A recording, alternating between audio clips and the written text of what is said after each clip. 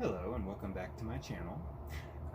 Today I am going to be discussing in comic book review. This is episode number 4 officially. Now I'm going to reformat this particular show that I'm doing in comic book review because breaking down the two separate Marvel and DC in one episode just seems to be a little bit long. So welcome to the new format. I am keeping the numbers the same, so this is episode number 4. Today I will solely be discussing the Justice League issue number 4, which was released in February of 2012, part of the New 52 storyline. Written by Jeff Johns, penciled by Jim Lee, and inked by Scott Williams. Now, stay tuned, and let's get into the synopsis and review of this crazy issue of the Justice League. Now, if you have not read it yet, please go ahead and stop and go ahead and give this a read. If you don't care about spoilers, then please feel free to stay tuned. However, I am going to be discussing the plot of this issue, so spoiler alert warning ahead of time. Now, this issue takes right off where the last one ended, where we had the team in Metropolis greeting Aquaman as he's coming out of the ocean, and Vic Stone, who becomes Cyborg, in the Detroit lab of Star Labs. So the issue itself starts off in Detroit, where Vic Stone is finishing his transformation from a broken man that he was essentially burned up and had his flesh destroyed from the explosion from the parademons, and turning into Cyborg at the hands of his father Silas in the experimental lab at Star Labs.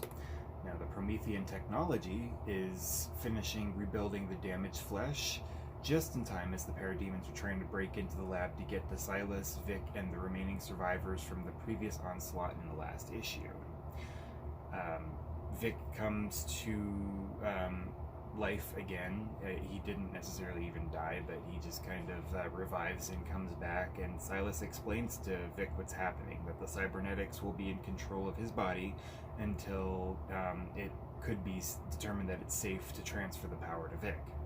At which point the parademons do break through the lab and get in there, and the defense mechanism from the cybernetics take over, and they just kind of jump into an autopilot, and he's just blasting the parademons left and right, saving everybody that is the survivors in the lab at that point. After he's able to defend them off, he sees himself in a reflection, and he gets upset because he realizes that he is not fully human anymore. He's part robot. So he gets upset, demands answers from his father, Silas, and the father, Silas, explains that this was the only way to keep him alive. Vic does get upset by this, though, and flees the facility in anger. So after Vic takes off from the lab, the scene in the comic issue shifts to Metropolis, where Aquaman is now officially greeted by Superman, Wonder Woman, Batman, Green Lantern, and the Flash. Aquaman states that his kingdom in Atlantis was being attacked by the parademons with a similar device. The mother boxes, essentially, that exploded and erupted with a whole wave of parademons at each location there, and that they had attacked Atlantis. The team all states, kind of awkwardly, they're not really sure, but they do state that they're banded together to fight the menace. Aquaman assumes the role of leader because of his status of rightful heir to the throne of Atlantis, and he sets focus on a tower that is on kind of like a deserted island off the coast that the parademons seem to be taking all the human hostages to, that they're capturing within Metropolis and all around the world. So Aquaman devises a plan that they need a lure to get the parademons out of the tower so that they can effectively attack them, suggesting Green Lantern is the lure, jokingly stating that because he's shiny. The team argues who should be the bait to lure the parademons out of the tower, and they all assemble together to make an attack. Green Lantern does question Aquaman, like, who are you and what are your powers, because they don't really know who he is, which at that time, a wave of parademons comes attacking them, and Aquaman gets to show off his powers by controlling a band of sharks to leap out of the water and make a very bloody mess. More waves of parademons come in, and as they're converging on the team, Trevor, who is from the previous issue involving Wonder Woman particularly, he brings an armament of military helicopters to deal with the invaders, the parademons, which they begin firing at both the parademons and without any kind of discrimination at the heroes also, because their orders are to take everything down. So it ends up being a little bit of a conflict there. Steve is just like, what the hell are you doing? We need to protect the heroes, Wonder Woman especially, and it ends up being a little bit of an argument there. Now, in the third and final act of this issue, we get a very quick and brief glimpse of Cyborg. He lands in the fray on the streets of Detroit and disposes of a couple of parademons that are attacking some civilians, some humans. While he's attacking them, he manages to, with his cybernetic suit, to gain access to some data. He flashes in real quick, sees that they're from another world and that they're going from planet to planet, and it's essentially their plan to take over. He receives some very vague information about their mission and their purpose for Darkseid. Now, after that really brief view that we get of what Cyborg is doing, we jump back to Superman and the team. They're still under assault by the military helicopters and dealing with the parademons at the same time. And Superman instructs the team that they need to take the helicopters down. Like, it's not ideal, but that's what they need to do, because anyone that's attacking them at this point is not being helpful.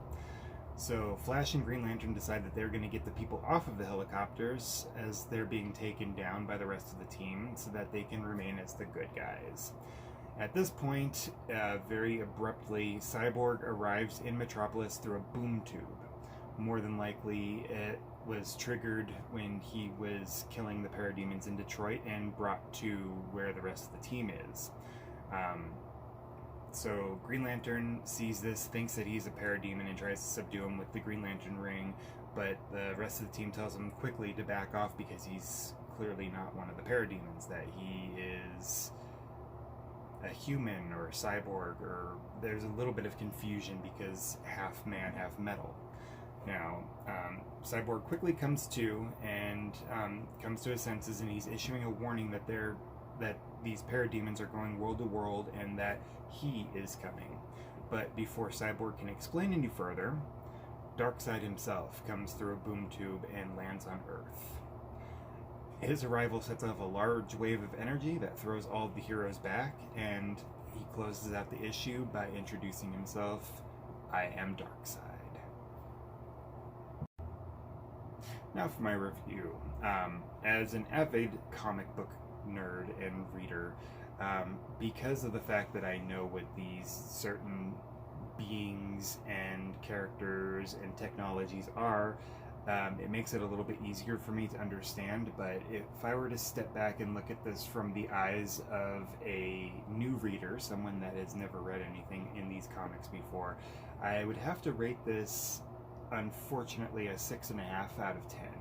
Just because they don't explain at all the boom tubes and how the technology was able to transport Cyborg or Darkseid to where the superheroes were in Metropolis there. All in all, if I were to look at it from an eye of someone that has loved DC Comics for many, many years and understands the technology and the storylines behind all this, I'd bump that up to a solid, 8 out of 10, just because the storyline continues to be gripping. It's very action-packed, it's very graphic. I have to say that some of the unaliving of the parademons was pretty epic, and they're doing a great job at making it and keeping it very dark and gritty, and I definitely would rate that as an 8. So, balancing off those two, we'll give it a solid 7.5 out of 10. So, what do you think? how would you rate this issue? And if you would please be sure to subscribe, like, and comment below. It would mean a lot to me. Thank you so much, and stay tuned for the next episode of Comic Book Review. The Marvel episode will be coming out on Mondays, and the DC episode will be coming out on Thursdays. Have a fantastic day.